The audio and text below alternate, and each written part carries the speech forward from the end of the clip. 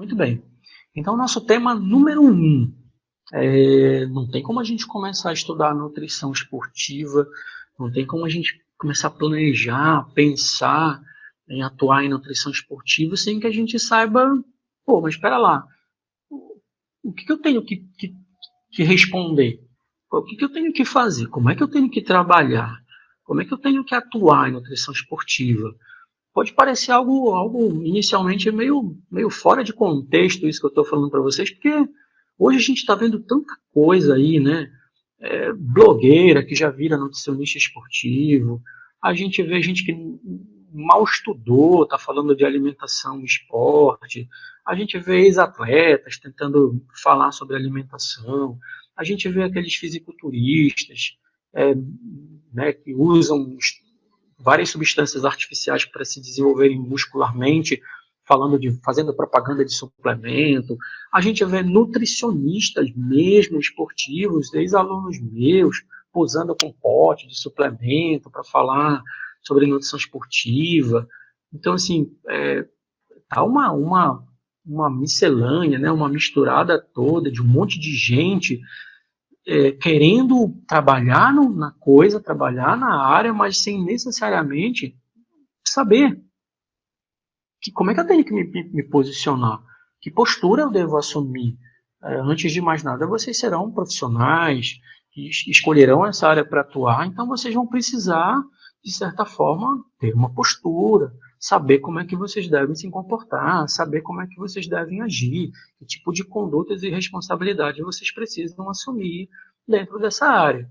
Então, eu sempre acho legal, pertinente, importante, mesmo que seja um pouco fora do contexto atual que a gente vê hoje em dia, inclusive, alunos ainda da graduação, que já atendem consultório, que já fazem prescrições, né, de planos alimentares para pessoas fisicamente ativas, sabe?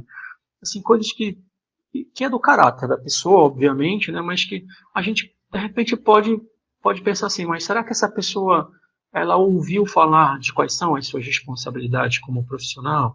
Será que ela foi bem informada nesse aspecto mais ético, de valores, na base da sua formação profissional? Então, acho que é super importante a gente iniciar toda a nossa conversa, todo o nosso estudo falando das responsabilidades técnicas da atuação na nutrição esportiva, tá bom? Bom, então, quem na verdade, é o primeiro ponto, a primeira questão, né, bem relevante para a gente é assim, quem na verdade é nutricionista esportivo? Que tipo de background, né, que tipo de histórico, que tipo de conhecimentos outros essa pessoa precisa desenvolver para se formar um nutricionista esportivo? O nutricionista esportivo ele não se forma depois que ele sai da graduação, ele não se forma só num curso de especialização, sabe? Ele não se forma porque ele atendeu alguém, um atleta, por exemplo. E tem muita gente aí fora que se intitula nutricionista esportivo porque atendeu um atleta, atendeu um idoso que faz exercício físico, atendeu uma criança que faz natação, pronto. Ah, não, eu sou nutricionista esportivo porque eu atendi uma pessoa fisicamente ativa. Será? A gente precisa parar um pouquinho para pensar assim, pô, se eu quero me tornar isso, se é essa profissão que eu quero seguir, se é essa área que eu quero atuar, quem eu preciso ser? Né? O que eu preciso desenvolver de conhecimento? O que eu preciso conhecer? O que eu preciso aprender como alicerce para que eu tenha uma atuação não só técnica, como ética adequada? Então, eu elenquei aqui para vocês 3 áreas de informação e conhecimento que é imprescindível para qualquer profissional que queira atuar em nutrição esportiva. Primeiro, ele precisa dominar muito bem,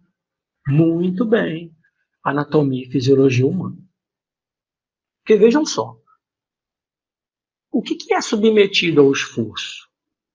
É o nosso corpo, são os nossos músculos, as nossas articulações, os nossos ossos, o meu cérebro, meu coração, meu pulmão, meu sistema endócrino, meu sistema imune. Isso tudo é o pacotão que se submete ao esforço físico. Entende isso? Como é que eu vou atuar bem em nutrição esportiva se eu não sei nem como acontece a contração muscular? Se eu não sei nem basicamente que tipos de grupos musculares existem no corpo? Se eu não entendo qual é a interação entre o sistema cardiorrespiratório e o músculo?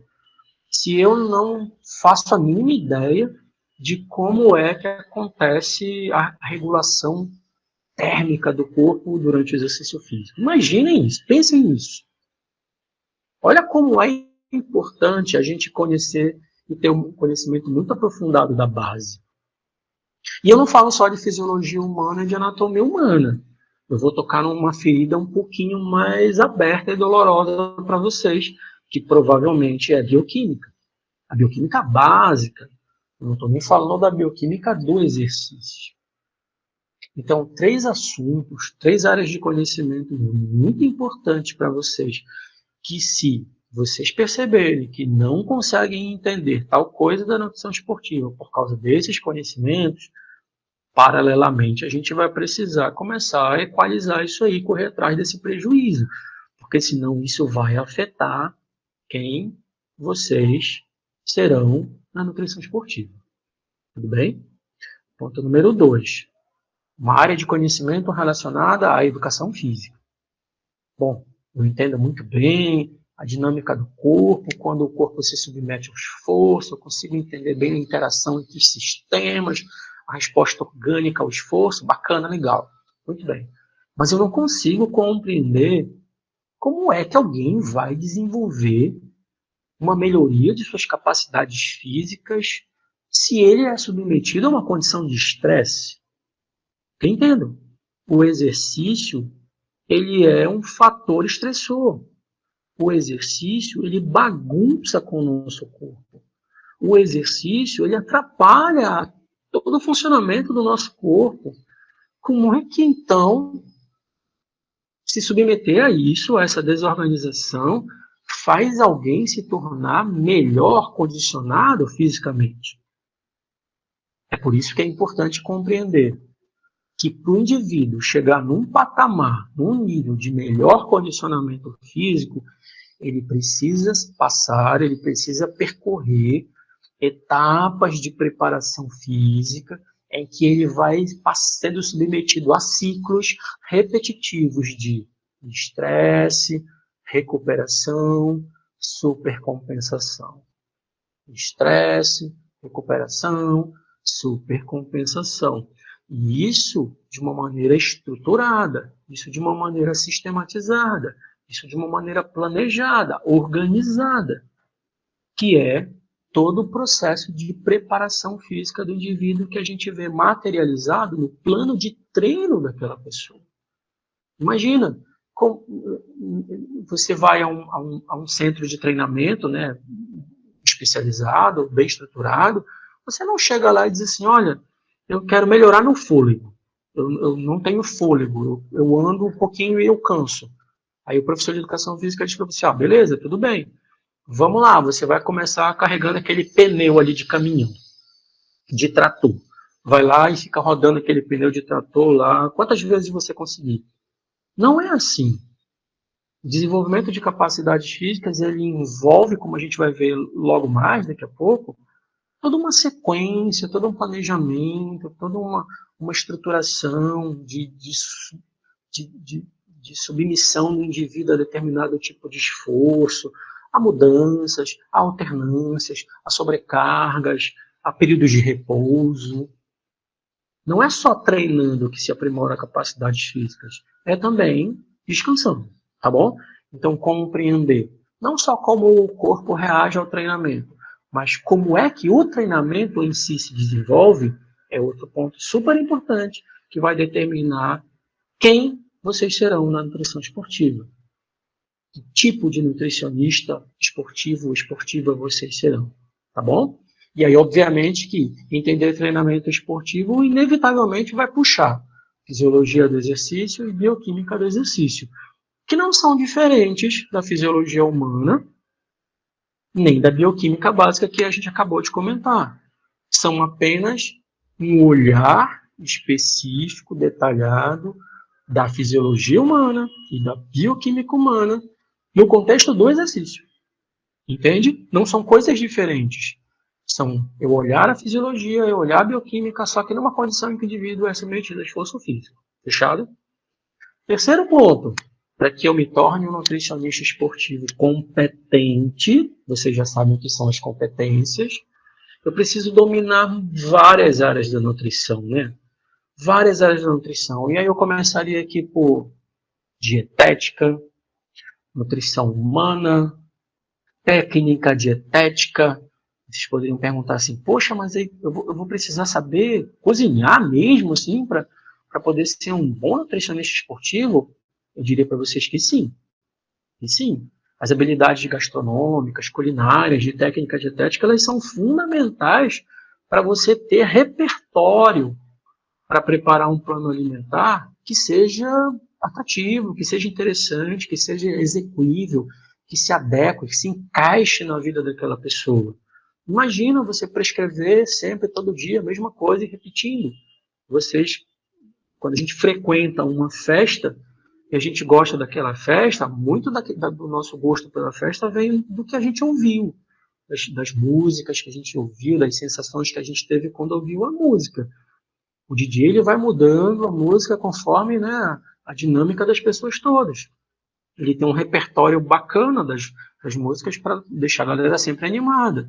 Imaginem numa festa que toca toda vez que você vai a mesma música, as mesmas músicas na mesma sequência. Você vai enjoar. Então é preciso ter repertório. Então nutrição humana, dietética, técnica dietética vem para dar para a gente essa habilidade para a gente conseguir montar planos alimentares cada vez mais interessantes, surpreendentes e saborosos também para as pessoas conseguirem se apropriar bem daquilo, tá bom? Além dessas outras disciplinas, a gente tem outras duas mais. Avaliação nutricional, que é muito importante para aquela etapa do diagnóstico que eu havia comentado com vocês anteriormente, o diagnóstico de avaliação laboratorial, avaliação do consumo alimentar, avaliação antropométrica, avaliação física, avaliação de consumo de composição corporal. A avaliação nutricional é uma disciplina muito importante para a gente. E educação alimentar e nutricional, né? Como eu havia comentado com vocês, não tem como a gente trabalhar nessa área sem que a gente promova a educação alimentar e nutricional focado para a saúde e depois desempenho. Beleza. Agora, olhem isso tudo aí, agora, nesse momento, e digam para vocês mesmos assim, poxa, de 0 a 10, como é que eu estou nesses conhecimentos que são necessários para eu atuar bem em nutrição esportiva? Lógico, aqueles conhecimentos com os quais vocês já encontraram, tá? Se você ainda não encontrou com avaliação nutricional, beleza, isso não entra na mensuração. Mas avaliem bem isso. O quanto eu consigo entender bem lá do ponto 1 e dos tópicos do ponto 3 que eu já encontrei. O do 2 está aqui com a gente, tá bom? O do 2 está com a gente, vai mesclar tudo. Mas o do 1 e o do 3, como é que eu estou nesses pontos, nesses quesitos, dos assuntos que eu já vi? Vale sempre a pena a gente ficar revendo isso aí, tá bom? Seguindo. Então, vejam só uma coisa. A nossa atuação em nutrição esportiva é uma atuação que está sustentada, que está fundamentada legalmente na Resolução 600 do Conselho Federal de Nutricionistas, de 25 de fevereiro de 2018.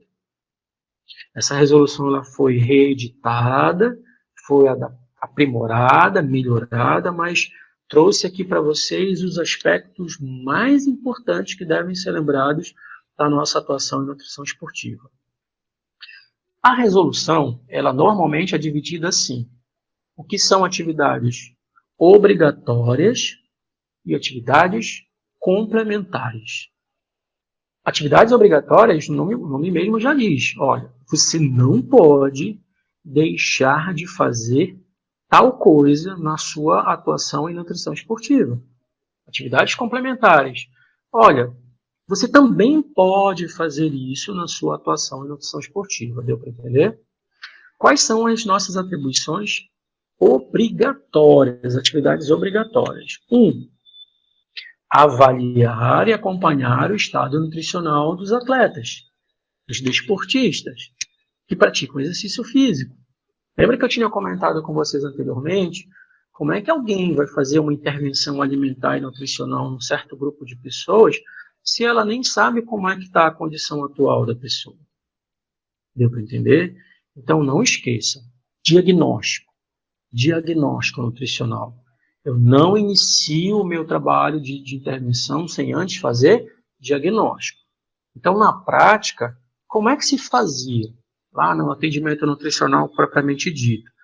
Eu fazia uma consulta inicial com a pessoa e aí eu fazia toda a investigação, né, que eu precisava. Eu fazia a pessoa pagava uma consulta comigo para eu fazer todo o diagnóstico dela e aí eu mandava ela voltar depois de um tempo como um retorno para eu poder entregar o plano alimentar para ela. Pronto. E isso hoje já não funciona mais assim. A etapa diagnóstica, ela vem toda antes mesmo de até você sentar, muitas vezes, para entregar o plano para a pessoa. Então, normalmente, você colhe todas as informações que você precisa antes, faz todo o planejamento alimentar para a pessoa e marca um momento para você apresentar isso para ela. É quando ela vai pagar o atendimento seu, que obviamente vai ter incluído nesse valor toda a atividade que você teve lá no passado. Eu vou solicitar exames laboratoriais, eu vou pedir para ela todo um registro de consumo alimentar dela para que eu possa fazer uma análise prévia. Eu vou pedir para que ela vá numa clínica fazer uma avaliação de composição corporal para eu poder ter aquele laudo na minha mão. Aí eu já tenho as três coisas: os exames, o laudo da composição nutricional, eu tenho consumo alimentar, eu vou entrar em contato com o preparador físico dessa pessoa para ter em mãos que ele me envie o plano de treinamento dessa pessoa. Você tem essas quatro grandes informações que para você já são o tesouro todo que você precisa para conseguir começar a montar, desenhar o plano alimentar daquela pessoa. Ela passa todas essas informações para você, você monta o plano alimentar e depois você marca para ela para entregar. Deu para entender? E aí você cobra dela. Fala, cada vez que a gente se encontrar, é esse valor aqui. O que você vai colocar no valor é tudo que você vai fazer. Não importa se é antes ou depois de você ter um contato presencial ou online para dizer, olha, o plano alimentar que eu desenhei para você é esse aqui. Deu para entender? Nós temos a obrigatoriedade de definir metas de consumo calórico e de macronutrientes para as pessoas, para guiar e que isso esteja registrado no plano alimentar dessa pessoa. Então, ponto número 2 aqui das atribuições diz respeito a isso, tá certo? Nós não podemos esquecer de estabelecer as metas de consumo energético e de macronutrientes para essas pessoas, tá? Vejam que desses três tópicos eu sempre estou colocando no final, olha só, para as diferentes etapas, fases da preparação física. As diferentes fases da preparação física. Por quê? Porque quando mudar a dinâmica do treinamento, se o indivíduo tiver uma outra fase de preparação física, que logo logo vocês já saberão o que isso significa, o que eu estou querendo dizer com isso, vocês vão precisar rever todo o plano. Deu para entender? Então, vejam como é um trabalho árduo esse tudo de ficar revendo, readaptando a alimentação das pessoas. Obviamente, eu ter um plano alimentar totalmente elaborado, estruturado, organizado, bem apresentado, de maneira impressa, física ou de maneira digital, assinado, carimbado, é uma obrigatoriedade nossa também, tá bom? Outras três atividades obrigatórias: promover a educação alimentar e nutricional, prescrever, é obrigado, gente, prescrever estratégias de reposição hidroeletrolítica e energética para os praticantes de atividade física. Eu não posso me deter só à questão do plano alimentar propriamente dito, as refeições, as quantidades, os alimentos. Eu preciso ter um plano de intervenção à parte que diz respeito só à estratégia de reposição hidroeletrolítica e energética para os períodos de preparação física, para a sessão de treinamento propriamente dito, tá bom? É obrigatório. assim como vocês terem um registro, um prontuário, uma ficha de acompanhamento dessas pessoas, em que vocês coloquem lá, registrem lá todas as etapas de atuação, todas as atividades técnicas que vocês conduziram com aquela pessoa, vocês precisam registrar ali e ter isso como um documento de vocês, confidencial, as informações dos clientes, dos pacientes de vocês, porque caso isso seja necessário no futuro, vocês têm todos esses registros lá muito bem documentados. Beleza? Deu para entender? O que são atividades, quais são as atividades complementares? Pedir exames laboratoriais. Ó, ponto número 2, prescrever suplementos alimentares. Nós não somos obrigados a prescrever suplementos. Aí vocês podem virar, né, falar para mim, poxa, Fernando, mas assim, praticamente é natural. Qualquer pessoa, até muitas vezes antes de começar a fazer o exercício, a pessoa se matriculou na academia, pagou o primeiro mês, ela está saindo, ela já passou na loja de suplemento e comprou um suplemento lá que alguém disse para ela que poderia ser bom para o objetivo dela. Como é que a gente faz numa situação dessa? Isso vai ser muito comum, isso vai ser muito frequente e vocês vão perceber que quase a totalidade das pessoas faz isso. E aí, como é que a gente se posiciona frente a isso? A gente deve se posicionar acompanhando todo o uso desse suplemento dessa pessoa, orientando o uso, fazendo exames laboratoriais, fazendo algumas experimentações, de repente assim, olha, certo período de tempo tira o suplemento, fica só com planejamento alimentar, avalia alguns aspectos objetivos, mostra para a pessoa, fala, olha, você evoluiu assim de lá para cá quando você não fez a suplementação. Praticamente o mesmo resultado, um resultado melhor de quando você usava a suplementação. Deu para entender? Não dá para a gente simplesmente dizer, olha, somos contra a suplementação, não faça a suplementação, não a suplementação. Não precisa ser assim. Mas vocês precisam entender que quando se fizer isso, que se faça isso de maneira criteriosa, ética, responsável, tá bom? Acolhendo essa pessoa que tem esse entendimento, muitas vezes é um tabu, muitas vezes é uma pessoa desinformada, uma pessoa que foi mal orientada. Então, acolha uma pessoa, não, vem cá, traz aqui o suplemento, deixa eu ver qual é, explica para a pessoa como é que ele funciona, para que ele serve, em que momentos da preparação física ele é melhor. Mostrem para as pessoas que vocês dominam isso, que vocês entendem muito bem o que vocês estão falando, que vocês olhem no olho, que vocês mostrem que vocês têm certeza, que vocês têm propriedade sobre aquilo que vocês estão comentando e digam, não, vamos fazer assim, vamos caminhar para cá, esse suplemento a gente vai usar em tal período, vai usar tal dose, reduz um pouco aqui, a gente pode usar um outro tal. Deu para entender? Então isso é super importante. É uma atividade complementar nossa também, a gente sair dos nossos consultórios, dos nossos quadradinhos, das nossas caixinhas, e ir até os locais de preparação física. Eu me criei praticamente totalmente no campo de prática. Eu me constituí nutricionista esportivo na beira da piscina, nas pistas, nos tatames, não lutando, obviamente, não correndo nem nadando, mas eu era um profissional que estava ali, próximo, no contexto prático da vivência do atleta, entendeu? Conversando com os treinadores, conversando com os atletas, entendendo, olhando o treino, olhando o esforço, compreendendo as demandas todas que eles vinham apresentar para mim. Isso é muito enriquecedor. Embora isso seja uma atividade complementar, eu vejo isso como algo super importante de vocês começarem a fazer, porque é lá que está. É lá que está o conhecimento, é lá que está a prática, é lá que está o aprendizado todo de uma maneira mais concreta no dia a dia. Então, vale muito a pena a gente acompanhar treinos, acompanhar competições, estar do lado da equipe técnica toda para acompanhar e monitorar isso tudo, tá bom? Atividade complementar 4. Vejam só uma coisa. Nós somos obrigados a fazer educação alimentar e nutricional, certo? Mas é complementar para a gente fazer isso por meio de algum material técnico, seja lá qual ele for. Um vídeo, um material impresso, podcasts, áudios, não importa. Você não é obrigado a montar materiais de educação nutricional. elaborar materiais técnicos de educação nutricional, mas você é obrigado a fazer educação alimentar e nutricional. Deu para entender a diferença?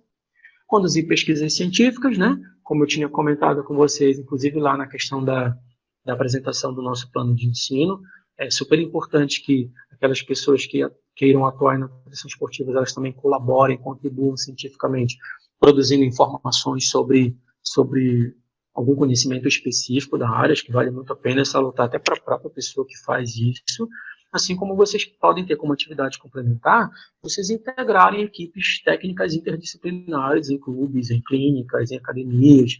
Isso tem se tornado cada vez mais comum, né? Mais frequente, a atuação integrada, em que eu não adentro a área de atuação do outro, mas eu compreendo muito bem qual é a importância da atuação do outro no conjunto, de maneira integrada. O professor de educação física ele não precisa ser o nutricionista, mas ele precisa entender como é a atuação da nutricionista dentro da equipe. Eu não preciso prescrever exercício, mas eu preciso compreender como é que vai ser a sessão de treinamento hoje, qual é a carga, qual é a intensidade, qual é o volume, qual é a duração, que variáveis, que capacidades, que variáveis físicas vai ser trabalhado hoje, vai ser treinado, qual é a demanda metabólica que vai ser imposta pelo indivíduo. Deu para entender? Tudo bem? Quando a gente pega todas essas informações da legislação e coloca num passo a passo, que é toda a dinâmica que a disciplina vai seguir, ou seja, aqui vocês vão aprender na sequência o passo a passo de como atuar em nutrição esportiva, a gente vai ter mais ou menos a coisa da seguinte forma. Passo número 1, o esforço físico. A primeira coisa que a gente precisa estudar, a primeira coisa que a gente precisa aprender. Qual é a dinâmica do esforço? Qual é a periodização do treinamento? Como é que esse treinamento está planejado, ele está estruturado, ele está organizado? Qual é a competição-alvo desse indivíduo, se ele for um atleta profissional, um atleta amador? Ou quais são as competições-alvo desse atleta? Porque entendam, um atleta, ele vive para competir. E ele compete para ganhar. Então, um atleta, ele vai estar sempre em ciclos repetidos de preparação com um fim competitivo para ganhar. A gente precisa entender isso, a gente precisa estar alinhado com esse pensamento, certo? De, poxa, a nossa competição-alvo é tal mês, uma competição tal de natação, um campeonato de inverno, um campeonato de verão, a prova que ele disputa é 50 metros, não, é 200 metros. Entende isso? Eu preciso estar alinhado, eu preciso vestir a camisa, eu preciso estar junto e misturado lá com o atleta, com a equipe toda, para que eu viva aquilo, para que eu entenda aquilo adequadamente. Isso me permite conhecer e encaixar muito melhor todo o meu planejamento alimentar quando eu compreendo muito bem isso aí, tá bom? E, acima de tudo, entender a demanda metabólica, sabe? Quando a gente estudar metabolismo do exercício físico, vocês vão entender melhor essa história de demanda metabólica, de treinos e competições. A gente vai precisar desenvolver uma habilidade que é assim, eu olhar um esforço físico, identificar as suas características e eu conseguir dizer, eu acho que a demanda metabólica desse esforço é predominantemente tal. Beleza? Então a gente precisa chegar nesse nível. Esse é o nosso primeiro degrau, esse é o nosso primeiro passo.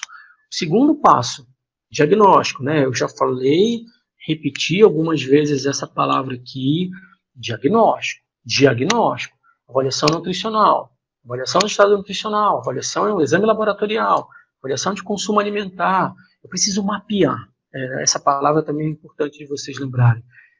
Vocês precisam mapear todas as informações, todas as características daquela pessoa. A rotina dela, o tipo de trabalho que ela faz, qual é o horário que ela trabalha, onde são as refeições, como é que ela faz, como que essas refeições são produzidas, quem compra, quem prepara, né, quais são os exames laboratoriais disponíveis, como é que está a condição de saúde dela naquele momento. Deu para entender? Então, esses aspectos todos são super importantes. E não esquecendo a questão da desidratação. Ela é super importante para a gente aqui também. Tá bom? Passo número 3, ação. Ação, intervenção.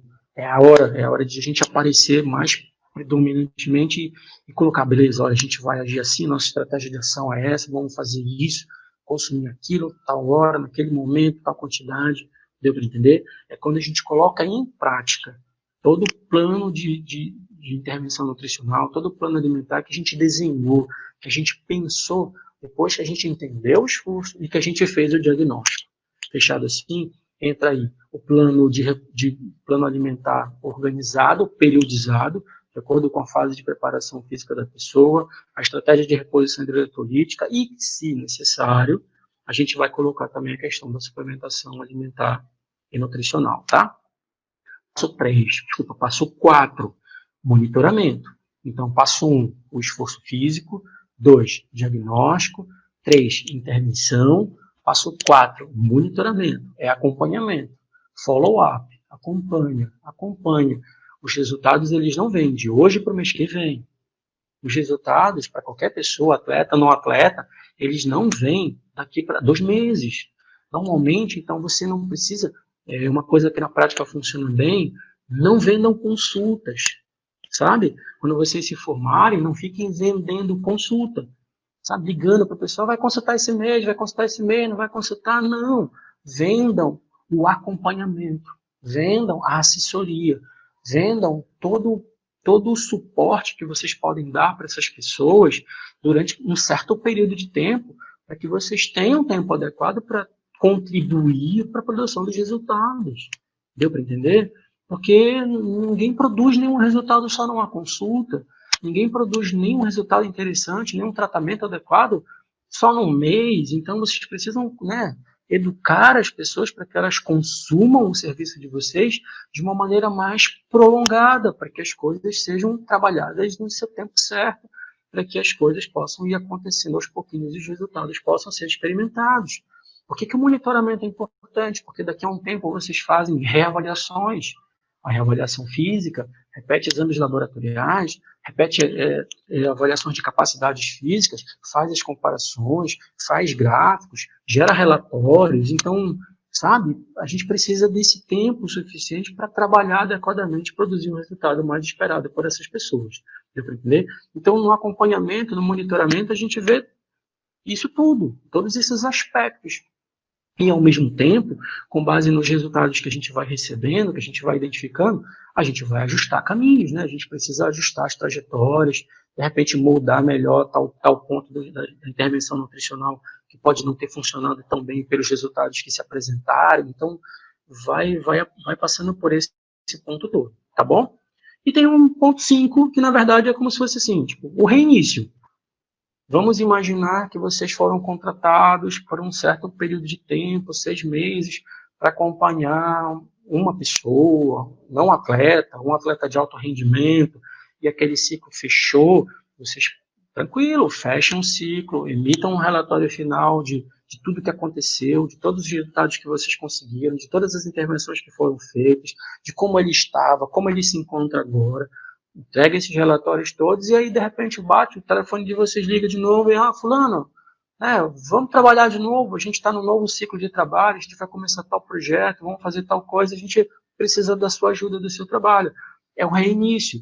Isso vai acontecer depois de uma certa pausa, por um tempo, depois de férias, pós-pandemia, né? Pode acontecer também, depois da intertemporada, se for um atleta de alto rendimento, né? O atleta tem uma pausa, fecha um pouquinho o período de treinamento, ali libera vocês, acaba o ciclo, acaba o contrato, e depois liga de novo para vocês retomarem tudo, deu para entender? E o reinício, ele vai voltar lá para aquele passo número 1 que a gente acabou de conversar. Deu para entender? Quando você for, olha, beleza, reinício, passo número 1, esforço físico. 2, diagnóstico. 3, intervenção. 4, monitoramento. Pausou? Passou um tempinho? 5, reinício. Volta de novo tudo lá no passo 1 de novo. Tudo bem? Deu para entender? Então, assim, eu acho que deu para ficar bem claro como que vai ser o passo a passo e toda a nossa dinâmica de trabalho. A gente vai pegar cada etapa dessa, esforço, diagnóstico, intervenção, monitoramento, a gente vai destrinchar em todos aqueles temas que a gente acabou de apresentar para vocês. Fechado assim? Tudo bem? Ótimo.